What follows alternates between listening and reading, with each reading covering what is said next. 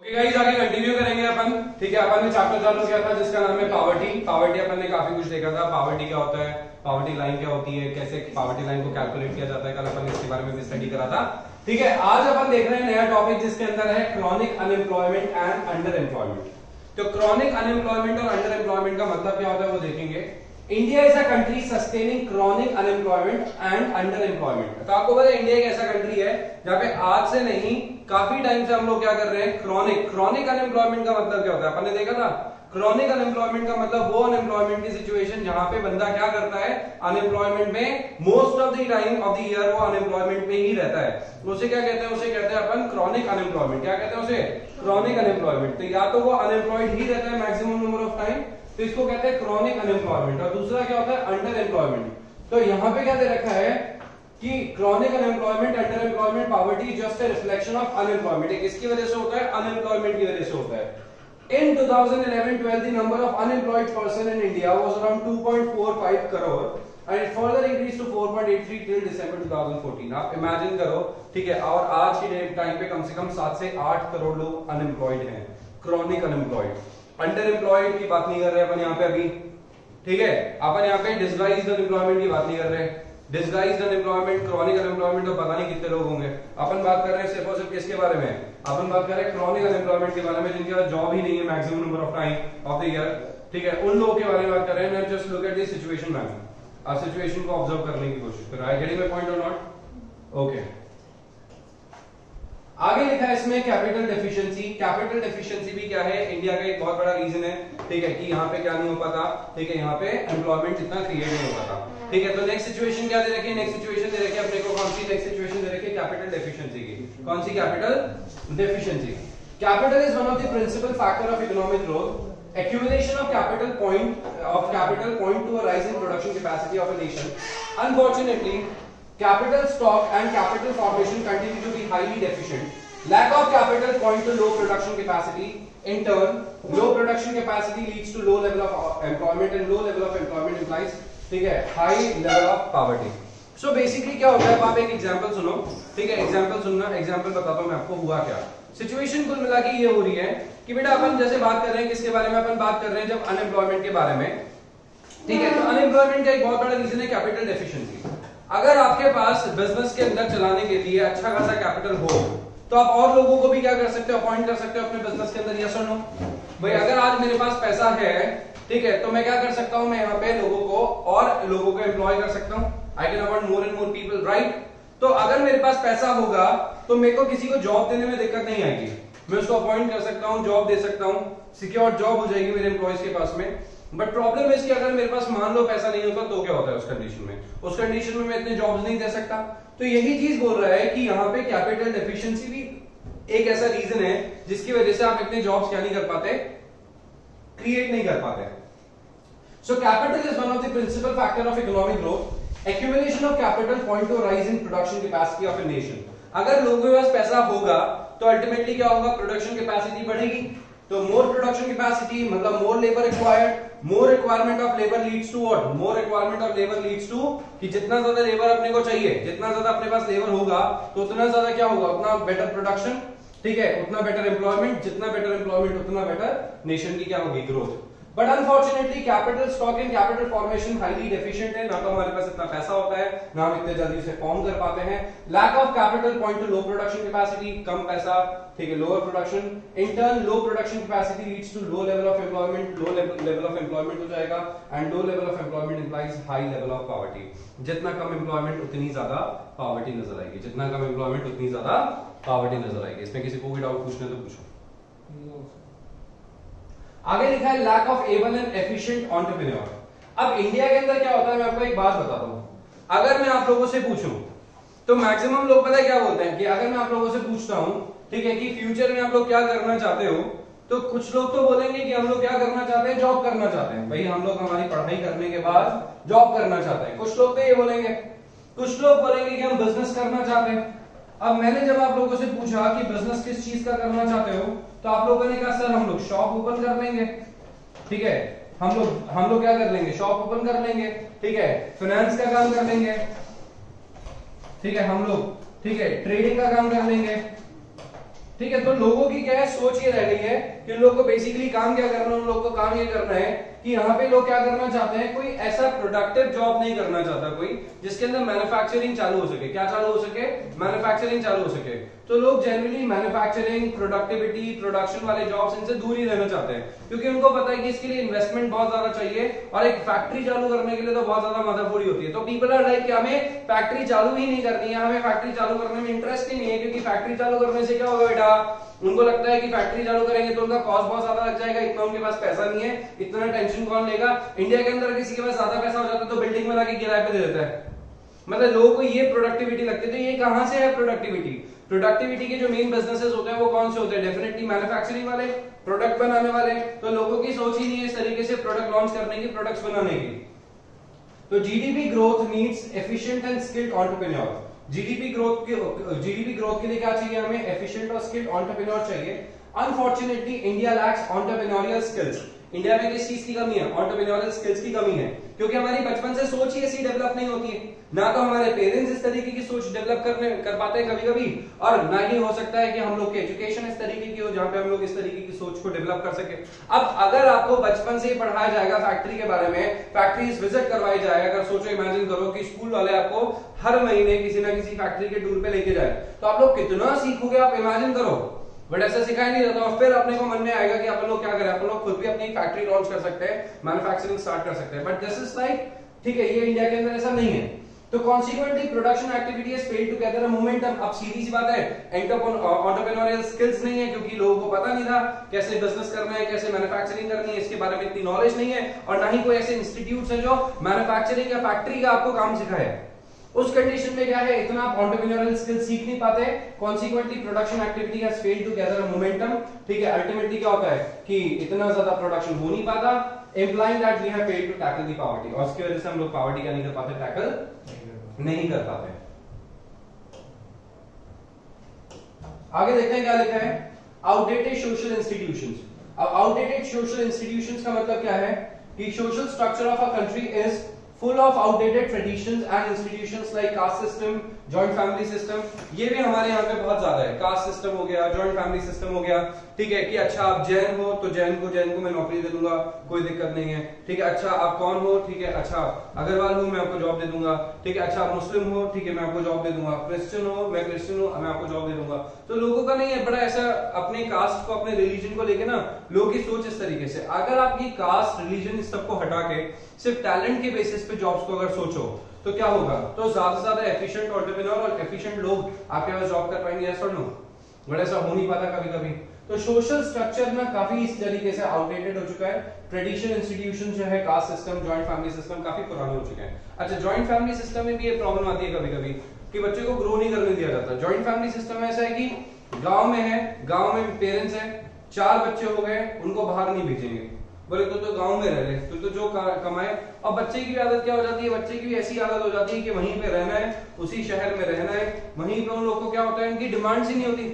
अब लाइफ में जिसकी ग्रोथ ही नहीं है, जो ग्रो नहीं करना चाहता, वो डिमांड ही क्यों करेगा भाई? आपको लगता है कि आपको, ठीक है, आपके घर में एक बड़ी गाड़ी है, ठीक है, टेवेरा टाइप की, ठीक है, घर से आपको बाहर जाना है, बोले तो टाइप की आपने गाड़ी ले ली, परिवार ने गाड़ी ले रखी है, कोई दिक्कत वाली बात नहीं है, खेत है आपके, जिंदगी भर खाने को मिल सकता है, बड़ी जमीन है, तो लोग ऐसे ही हो जाते हैं, फिर वो कमाने का एक्स्ट्रा एफर्ट्स लगा ही नहीं दे। तो लोगों की ना सोच बदल गई जॉइंट फैमिली सिस्टम को देखते हुए। कई बार ऐसा होता है कि ग्रोथ के लिए आपको बाहर जाना पड़ेगा, बट आप बाहर जा ही नहीं रहे। बिजनेस एक्सपेंशन के लिए तो देखो बाहर निकलना पड़ता है, क्योंकि अगर बिजनेस एक्सपेंशन एक जगह पे बैठे बैठे तो कोई नहीं कर सकता। If you want to deal with the whole world If you want to deal with the whole world, you have to visit the whole world। मतलब अगर पूरे दुनिया के अंदर बिजनेस करना चाहते हो तो एक बार पूरे दुनिया को आपको विजिट करना पड़ेगा, या आप नहीं तो आपके रिप्रेजेंटेटिव्स तो जाके विजिट करके आएंगे वहां पे क्या काम है क्या नहीं है। आप वैसे ही किसी बिजनेस को एक्सपैंड नहीं कर सकते बिना उस पर्टिकुलर टेक्निक के। और जैसे मैंने आपको एग्जांपल दिया था ना इसका कि डीमार्ट है। अब डीमार्ट में धामानी मार्ट ने क्या किया था, धामानी मार्ट में आके जो धामानी है, आके धामानी वॉलमार्ट के काम को समझ के आया था पूरा एक साथ। वॉलमार्ट में जाके उसने अपनी ट्रेनिंग दी। बोले क्यों? क्योंकि उसका टारगेट थोड़ी था ऐसा कि मुझे कोई छोटी डिपार्टमेंटल स्टोर चालू करना है। उसका टारगेट ही क्या था? उसका टारगेट है वॉलमार्ट जैसा बनाना अपने आप को। तो वॉलमार्ट जैसा बनाने का टारगेट अगर बंदा लेके चल रहा है तो क्या करेगा? तो बंदा वैसे ही विजिट करके आएगा, ठीक है, क्योंकि बेस्ट इन क्लास वही है। Who is best in the market, in the whole market? Walmart is best in the whole market, तो वॉलमार्ट में आ गया वो। समझ रहे हो क्या? वॉलमार्ट को अपने आप को एक्सपैंड करना था, इसलिए वॉलमार्ट ने क्या किया, वॉलमार्ट ने अपनी एप्लीकेशन बनाने के बजाय वॉलमार्ट ने फ्लिपकार्ट को खरीद लिया। समझ रहे हो क्या? फ्लिपकार्ट को खरीद लिया वॉलमार्ट ने। अब समझना बात को, इनकी स्ट्रैटेजीज बता रहा हूं मैं आपको। वॉलमार्ट अपने स्टोर चालू करता था, ऑनलाइन था नहीं वॉलमार्ट के पास, और वॉलमार्ट के पास सिर्फ क्या काम था, ऑफलाइन। समझ रहे हो? अब ऑफलाइन में क्या होता है, बहुत सारा मार्केट तो ऑफलाइन है, बट जैसे जैसे ट्रेंड चेंज हुआ, ऑनलाइन मार्केट बहुत बड़ा हो चुका है, जिसपे कौन कैप्चर करके बैठे थे, अमेज़न ने कैप्चर कर लिया पूरे वर्ल्ड को। ठीक है, अलीबाबा ने काफी बड़ा मार्केट कैप्चर कर रखा है। ठीक है, फिर इंडिया में फ्लिपकार्ट काफी अच्छा मार्केट कवर करने वाला था, इसने क्या किया, इंडिया से आके फ्लिपकार्ट को परचेज कर लिया। इंडिया ही फ्लिपकार्ट को परचेज कर लिया। अब जैसे इसने फ्लिपकार्ट को परचेज करा, आप खुद ही सोच लो, ये फ्लिपकार्ट की कंपनी हो गई। ठीक है, तो फ्लिपकार्ट के पास किसका माल है, वॉलमार्ट का माल है। अब तो वॉलमार्ट आ गया किसमें, ऑनलाइन में। अब डीमार्ट क्या कर रहा है, आपको पता है ना डीमार्ट क्या कर रहा है, डीमार्ट अपने ऑफलाइन बिजनेस को एक्सपैंड कर रहा है। और हो सकता है कि कुछ टाइम के बाद जब डीमार्ट पूरे इंडिया में, अभी तो 200 सवा 200 इसने ब्रांचेस ओपन कर दी, अभी 200 सवा 200 के ब्रांचेस के बाद जब ये पूरे इंडिया भर में अपने 2-2,500 ब्रांचेस ओपन कर देगा, तो हो सकता है उसके बाद उसको लगे तो ऑनलाइन जा सकते हैं। ठीक है, उसी तरीके से जियो ने भी चालू कर दिया, रिलायंस फ्रेश ना, जैसे उसका रिलायंस फ्रेश है, तो जियो ने सोचा कि अब मैं अपने आप को एक्सपैंड कैसे करूं, तो इसलिए उसने डील करी किससे, बिग बाजार से। ठीक है, फॉर्च्यून ग्रुप से, बट वो डील में कुछ प्रॉब्लम चल रही है, फ्यूचर ग्रुप से, सॉरी। ठीक है, फ्यूचर ग्रुप से उसने डील करी, तो फ्यूचर ग्रुप से उसने डील करी। अब दिक्कत क्या आ रही है उसके अंदर, अमेज़न ने क्या कर दिया, अमेज़न ने आके टांग अड़ा दी कि अमेज़न बोल रहा है कि अमेज़न ने ऑलरेडी कॉन्ट्रैक्ट कर रखा था, तो उसकी वजह से इन डील के अंदर कुछ तो प्रॉब्लम चल रही है, तो उसको एक बार साइड कर देते अपन एक बार के लिए। बट आप समझ रहे हो कि रिलायंस भी किसमें आ गया, रिलायंस भी ऑनलाइन मार्केटिंग में आ गया, रिलायंस भी आ गया। तो ये सब लोग क्या है, आगे जाके सब ऑनलाइन क्या कर देंगे, क्रिएट कर देंगे। आप समझ पा रहे सिचुएशन? तो भैया ट्रेनिंग तो लेनी पड़ेगी ना, अगर आपको कुछ काम करना है तो सीखना तो पड़ेगा, एक्सपैंड तो करना पड़ेगा। अब ये एक्सपेंशन कैसे है, ऐसे धमानी ने मुंबई में बैठ के तो एक्सपेंशन किया नहीं था ना भाई, आर के धमानी ने मुंबई में बैठ के तो एक्सपेंशन किया नहीं। रिलायंस का जो ओनर है मुकेश धीरूभाई अंबानी, तो उसने तो सिर्फ मुंबई में बैठ के तो एक्सपेंशन किया नहीं है, वो पूरा वर्ल्ड घुमा है, पूरा वर्ल्ड विजिट करा है, हर स्टेट गया है, तब जाके इतना बड़ा बिजनेस एम्पायर उसने क्रिएट करा। यस और नो? तो जितने भी लोग हैं ये सब लोग ट्रैवल करते हैं, बाहर निकलते हैं एक्सपेंशन करने के लिए, और वही चीज जॉइंट फैमिली सिस्टम में कभी कभी नहीं हो पाती। If you gonna stay at one place you can not grow, you have to move out. आप समझ रहे हो? और जितनी शायद आपने ग्रोथ ली है एक ही जगह पर रह के, आप बाहर निकलो, कुछ और आप ट्रैवल करो, एक्सप्लोर करो, तो शायद ज्यादा चीजें आप क्या कर सकोगे, सीख सकोगे। ये बोलता है कि such traditions and institutions obstruct dynamic changes in the economy.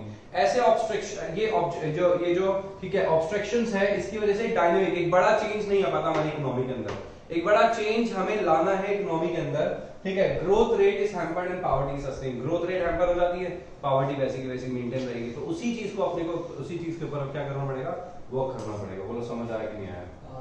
आगे समझ में। नेक्स्ट आता है lack of infrastructure. Lack of infrastructure, India के अंदर एक और प्रॉब्लम है, इंफ्रास्ट्रक्चर नहीं है हमारे पास।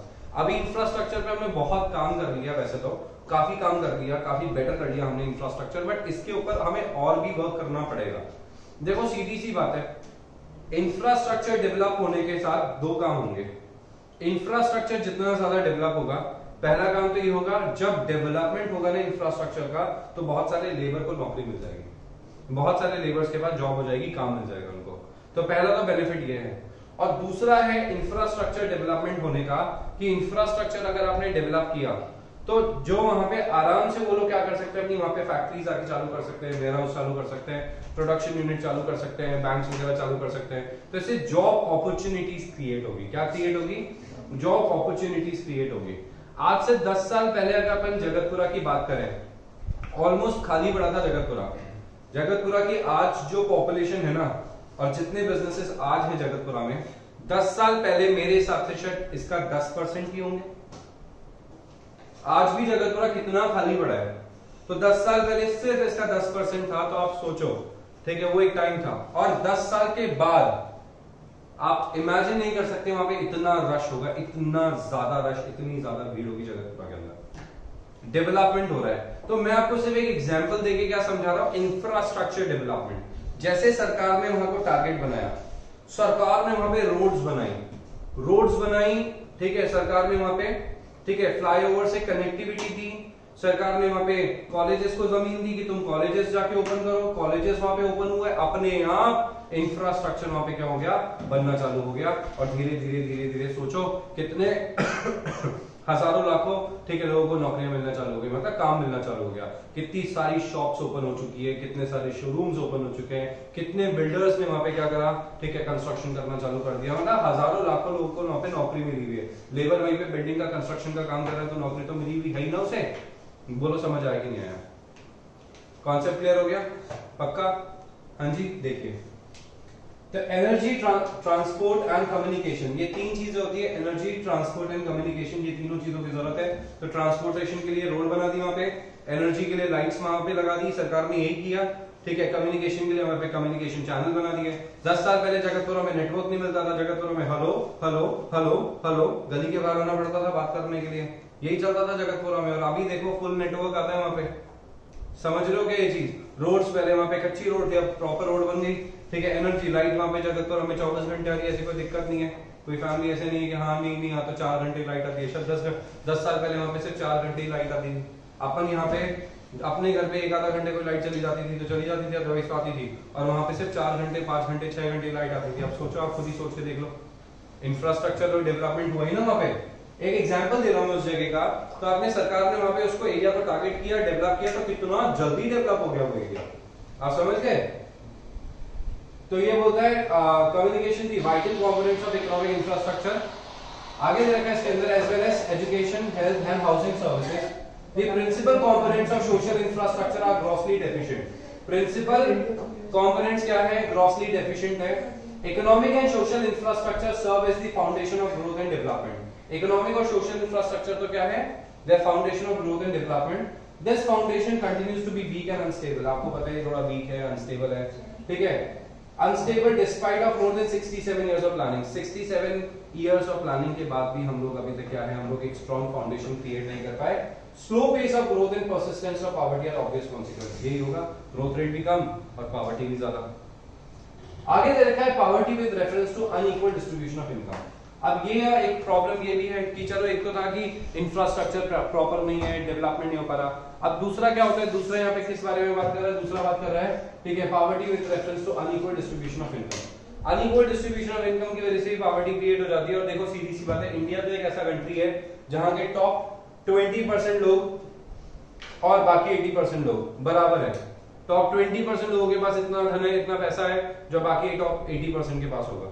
तो ये आप खुद ही सोच लो, बाइफर्केशन करके देख लो कि टॉप 20% और बाकी के रेस्ट ऑफ द पॉपुलेशन, यानी कि आप सोचो, इमेजिन करो सिर्फ top 100 people of the country, जो टॉप 100 रिचेस्ट, ठीक है, people of the country, families of the country का अगर काउंट करो तो उनके पास ही इंडिया का नाना करके भी 30-40% लोन अकेले के पास होगा। आप सोच लो कितना पैसा होगा उनके पास। तो poverty with reference to unequal distribution of income. Poverty in India can also be explained with reference to unequal distribution of income. Efforts has been made by the government to moderate inequality. सरकार तो कर रही है inequality को खत्म करने के लिए, ठीक है, through a system of progressive taxation and other measures. तो अब प्रोग्रेसिव टैक्सेशन का मतलब क्या होता है वो समझेंगे। देखो सरकार क्या कर रही है, प्रोग्रेसिव टैक्सेशन पॉलिसी लेके आ रही है। क्या लेके आ रही है? प्रोग्रेसिव टैक्सेशन पॉलिसी लेके आ रही है। अब ये प्रोग्रेसिव टैक्सेशन पॉलिसी क्या बोलती है और होती क्या है? Progressive taxation policy is a policy जहां पे सरकार क्या करती है, कॉन्सेप्ट समझना। प्रोग्रेसिव टैक्सेशन पॉलिसी एक ऐसी पॉलिसी होती है जहां पे सरकार क्या करती है, कॉन्सेप्ट देखो, जहां पे सरकार बोलती है जो जितना ज्यादा कमाएगा हम उससे उतना ज्यादा टैक्स लेंगे और जो जितना कम कमाएगा हम उससे उतना कम टैक्स लेंगे। इसको कहते हैं प्रोग्रेसिव टैक्सेशन पॉलिसी। क्या कहते हैं इसे? Progressive taxation policy. In this progressive taxation policy आप ज्यादा कमाते हो ज्यादा टैक्स देते हो, कम कमाते हो कम टैक्स देते हो। इंडिया में क्या कर रखा है अभी भाई, 2.5 लाख तक का बिल्कुल टैक्स नहीं है, 2.5 लाख से 5 लाख का टैक्स है, बट वो वैसे टैक्स फ्री हो जाता है जनरली, ठीक है। अगर आप 5 लाख तक कमाते हो तो मैं आपको ऑनेस्टली बताता हूं 5 लाख तक कमाने वाले पे टैक्स नहीं मिलता, उसको रिबेट मिल जाती है एक्चुअली। इसलिए तो जो 5 लाख तक कमाता है उसको टैक्स नहीं देना, 5 से 10, 10 से 15, तो जो ज्यादा कमाएगा उसको ज्यादा टैक्स देना पड़ेगा, ठीक है। जो ज्यादा कमा रहा है उसको ज्यादा टैक्स देना पड़ता है। तो ऐसा नहीं कि कमाना कम करते हैं, ऐसा कुछ नहीं है, आप कमाओ अच्छी बात है। ज्यादा टैक्स मतलब आपसे ज्यादा कंट्रीब्यूशन दिया जा रहा है कंट्री की ग्रोथ के लिए, क्योंकि आप कंट्रीब्यूशन दे सकते हो, क्योंकि आप ज्यादा कमाते हो तो आप ज्यादा रिसोर्सेज यूज करते हो। आप ज्यादा कमाते हो तो ज्यादा रिसोर्सेज, आप मेहनत करते हो undoubtedly that is okay, but आप ज्यादा रिसोर्सेज यूज करते हो, आप ज्यादा जगह यूज करोगे, आप ज्यादा लोगों को एम्प्लॉय करोगे, आप ज्यादा रोड्स यूज करोगे, सब कुछ सारे रिसोर्सेज ज्यादा आप यूज करते हो, तो सरकार बोलती है कि यार हमारी कंट्री के डेवलपमेंट में भी तुम कंट्रीब्यूशन कर दो, क्योंकि जितना जल्दी डेवलपमेंट आएगा तुम उतना ही ज्यादा और ग्रो कर पाओगे। तो सरकार क्या करती है, इस तरीके का सोच के क्या करती है, उन लोगों को बोल देती है कि हाँ ठीक है कोई बात नहीं, तुम ज्यादा टैक्स दे दो। और जो गरीब आदमी है जो 2 लाख रुपए साल का कमा रहा है, 20,000 रुपए महीने का कमा रहा है, ठीक है, अगर वो भी इमेजिन करना एक सिचुएशन कि अगर वो पर्सन भी क्या नहीं कर पाता, देखो सोचो एक बार ढंग से सोच के देखना, अगर कोई पर्सन जो सिर्फ 20,000 रुपए महीने का कमा रहा है, 15,000 कमा रहा है, 10,000 रुपए महीने का कमा रहा है, अगर उससे भी सरकार टैक्स ले लेगी तो कैसे काम चलेगा? सरकार उससे भी टैक्स ले लेगी तो कैसे काम चलेगा? आप खुद सोच के देखो, सरकार अगर उससे भी टैक्स लेती है, ठीक है, तो वो टैक्स देगा कहां से? खुद सोच के देखना, उसके पास पैसा ही नहीं बचेगा। सरकार बोलती है तू भी 30% लाते तो भाई लाख, 1.5 लाख, 2 लाख रुपए महीने का हमारा 60,000 दे देगा, घर का खर्चा कैसे चलाएगा? तो सरकार बोलती है कि नहीं, हम चाहते हैं कि तुम इक्वल, तुम्हें थोड़ा सा रिबेट दे देते हैं, तो इसको कहते हैं अनइक्वल डिस्ट्रीब्यूशन ऑफ इनकम को थोड़ा कम करने की कोशिश करना। बोलो समझ आया कि नहीं आया? सिचुएशन समझ आई? हाँ या नहीं? पक्का से? ओके, हाँ जी, देखना आगे दे रखा है, but despite of all such measures poverty in India has only tended to compound over time. But इस सब के बावजूद भी क्या हो रहा है, ठीक है, इंडिया के अंदर पॉवर्टी क्या हो रही है? कंपाउंड ही हो रही है, बढ़ ही रही है। ऐसा तो कुछ हो नहीं रहा कि पॉवर्टी यहाँ पे कोई कम हुई है, ये सब के बावजूद भी पॉवर्टी बढ़ी हुई है। पॉवर्टी बढ़ने का एक बहुत बड़ा रीजन है पॉपुलेशन। पॉपुलेशन कंट्रोल नहीं है, पॉपुलेशन ओवरबर्डन होता जा रहा है। उस वजह से क्या हो रहा है कि सरकार की इतनी कोशिशों के बावजूद भी, ठीक है, अगर देखो इंसान के अगर शरीर में बीमारी लग गई तो आपकी दवाई असर तो कर रही है, बट दवाई असर कर रही है 10%, बीमारी बढ़ रही है 20%, तो अल्टीमेटली जीतेगा कौन? बीमारी जीतेगी। बट बस इतना सा है कि बीमारी को रोकने के लिए सरकार कुछ इतना कोशिश कर लेती है। तो पॉपुलेशन बर्डन अगर बढ़ता जाएगा ना, तो सरकार की सारी कोशिशें क्या हो जाएगी? निल हो जाएगी। तो सरकार को इस पे कंसिस्टेंटली मेहनत करनी पड़ती है, सारी कोशिशें निल हो जाएगी जब तक क्या नहीं करोगे, जब तक आप पॉपुलेशन को कंट्रोल करना चालू नहीं करोगे। तो वो तो करना जरूरी है। ये होता है according to NCER report 2009-10, top 20% of the population appropriates 53% of the total income, while the bottom 40% appropriates only 15%। ये होता है टॉप 23 के पास 53% है इंडिया का, और बाकी क्या है, जो बॉटम 40% उनके पास सिर्फ 15% है, ठीक है, बल्कि ज्यादा ही होगा टॉप 20 के पास। टॉप 20% ऑफ द पॉपुलेशन के पास आपको और भी ज्यादा है, बहुत ज्यादा है। आगे देखो क्या लिखा है, according to monopoly inquiry commission 1536 companies, ठीक है, in the country are controlled by 75 families. Imagine करो, ठीक है, कितना क्या बोला, 1536 कंपनीज इंडिया के अंदर कितने फैमिलीज कंट्रोल करती है? 75 फैमिलीज कंट्रोल करती है। आप समझ पा रहे हो सिचुएशन क्या हो रही है? सिचुएशन ये हो रही है कि कितनी companies? 1536 companies, 1536 companies controlled by 75 families. समझ आई क्या सिचुएशन? यस और नो? अब देखो आगे क्या बोलते हैं, unequal distribution income not only reflects the size of existing poverty but also points to the possibilities of, बेटे क्या हो गया, तो तकलीफ, हाँ, आगे लिखा है इसमें, unequal distribution of income not only reflects the size of existing poverty but also points to the possibilities of widening gulf between the rich and poor। तो ये बोलता है unequal distribution से क्या हो रहा है, यही गैप बढ़ता जा रहा है। गैप किसके बीच में बढ़ता जा रहा है? अमीर और गरीब के बीच में गैप बढ़ता ही जा रहा है। अमीर और ज्यादा अमीर हो रहा है, गरीब और ज्यादा गरीब हो रहा है। तो इनका जो बीच का जो गैप है वो कंपैरेटिवली क्या हो गया? इंक्रीज हो गया। हो सकता है इंडिया का जीडीपी ग्रो करे, इंडिया ग्रो करे, कोई दिक्कत नहीं है, तकलीफ उसमें नहीं है। तकलीफ इसमें है कि सब लोग की ग्रोथ जरूरी है, तभी पॉवर्टी तो खत्म हो पाएगी। अगर सिर्फ कुछ ही लोग ग्रो करेंगे तो पॉवर्टी कहां से खत्म होगी? समझ गए क्या? आगे लिखा है इसमें, because those with higher income certainly have greater capacity to generate still higher income in the near future। जिनके पास अच्छा पैसा है वो ज्यादा अच्छा पैसा कमा सकते हैं। With huge stock of wealth, the rich are able to build their fortune while the poor continues to struggle for survival। तो अच्छा खासा पैसा होने के बाद आप क्या कर सकते हो? You can build fortune for you, but अगर किसी के पास पैसा नहीं है तो क्या हो पाएगा? वो नहीं कर पाएगा डेवलप। समझो क्या? And they'll stay in, ठीक है, they'll stay in poverty। समझ आ गया यहाँ तक? ओके, नेक्स्ट देखते हैं, मेजर्स टू रिमूव पॉवर्टी। किस तरीके से आप पॉवर्टी को रिमूव कर सकते हो? तो देखना, measures to remove poverty in India are placed in 4 categories: combating poverty through GDP growth, combating poverty by improving the distribution of income, combating poverty through population control, other measures enhancing quality of life of the poor. तो 4 ऐसी बातें हैं अपन जिसको क्या करेंगे? Study करेंगे, ठीक है। 4 ऐसी बातें हैं ताकि अपन क्या कर सके? रिमूव कर सके पॉवर्टी। क्या कर सके? रिमूव कर सके पॉवर्टी।